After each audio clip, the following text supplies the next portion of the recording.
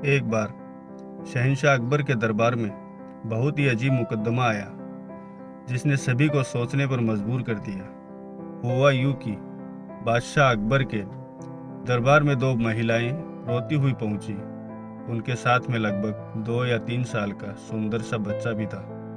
दोनों महिलाएं लगातार रो रही थी और साथ ही दावा कर रही थी कि यह बच्चा उनका है। अब समस्या ये थी कि दोनों शहर के बाहर रहती थी, जिस कारण उन्हें कोई नहीं जानता था। इसलिए यह बताना मुश्किल था कि उस नन्हे से बच्चे की असली माँ कौन है।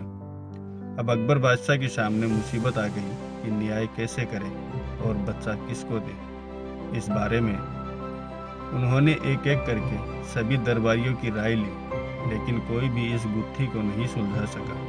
और तभी बीरबल दरबार में पहुंच गए।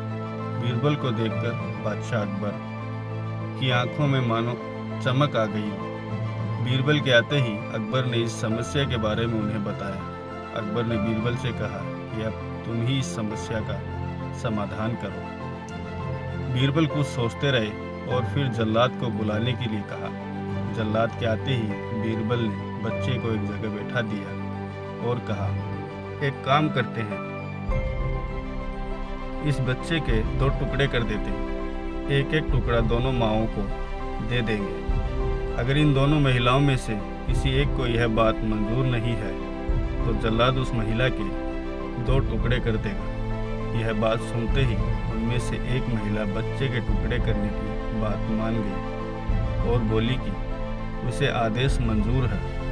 वह बच्चे के टुकड़े को लेकर चली जाएगी। लेकिन दूसरी महिला बिलख बिलख कर रोने लगी और बोलने लगी, मुझे बच्चा नहीं चाहिए, मेरे 2 टुकड़े कर दो, लेकिन बच्चे को मत काटो।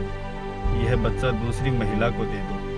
यह देखकर सभी दरबारी मानने लगे कि जो महिला डर की वजह से रो रही है वही दोषी है। लेकिन तभी बीरबल ने कहा कि जो महिला बच्चे के टुकड़े करने के लिए तैयार है उसे कैद कर लो, वही मुजरिम है।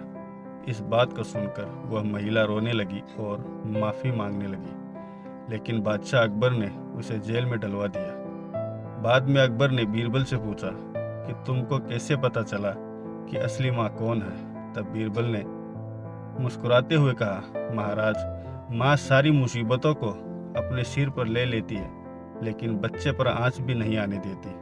और यही हुआ, इससे पता चल गया कि असली माँ वह है जो खुद के टुकड़े करवाने के लिए तैयार है, लेकिन बच्चे के नहीं। बीरबल की बात सुनकर बादशाह अकबर एक बार फिर बीरबल की बुद्धि के कायल हो गए। हमें कभी भी किसी दूसरे की चीज़ पर अपना हक नहीं जताना चाहिए। हमेशा सच्चाई की ही जीत होती है और समझदारी से काम लेने पर हर समस्या का हल निकल आता है।